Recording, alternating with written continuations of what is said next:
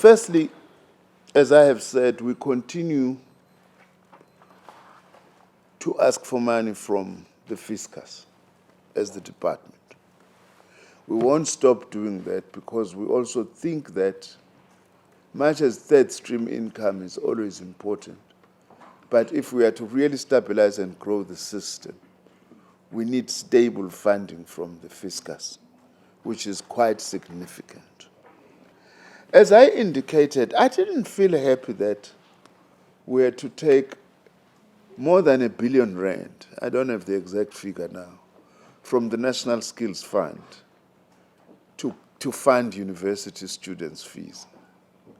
It's good for university students, but it's unjust for TVET college students and for the unemployed, because a lot of money we pump into training, including learnerships and internships for the unemployed youth so that they can improve their prospects of at least getting a job.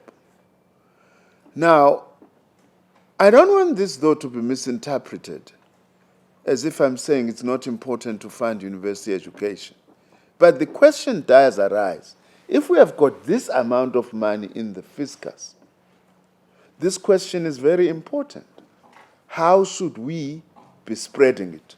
In other words, the issue of prioritization is going to be very important where we do not have all the money. But by 2007, the public system had grown substantially, especially through distance education.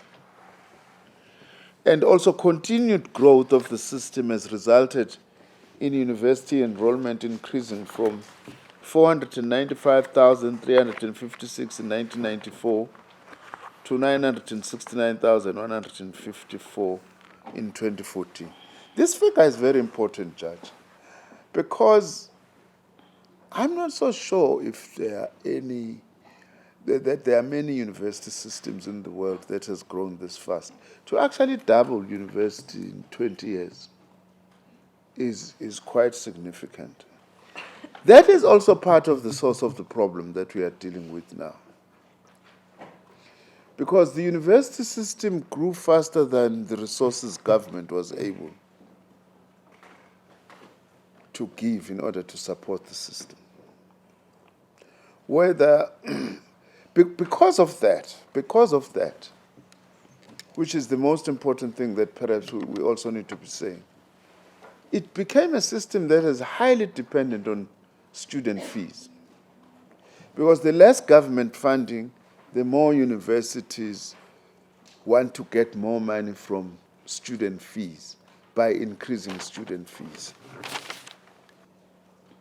Education must not be sold and bought like a jersey so that only those who can afford money for the jersey will be able to get the jersey. It should be accessible to all those who require it. In our instance, we have defined that as the poor in the first instance, as well as those categories who may not be falling within the poor, but who cannot be able to afford. That's why we have these policies, precisely because we want access to education not to be based on who has money or who doesn't have money. But that some take this too far to say education must therefore be free for everyone. That's not government policy. And I think that it's not going to be government policy for a long time to come. We have a highly unequal society. Those who can afford to pay must pay, and those who are rich and wealthy must also pay. It's inappropriate for a society like ours to define decommodification in that manner.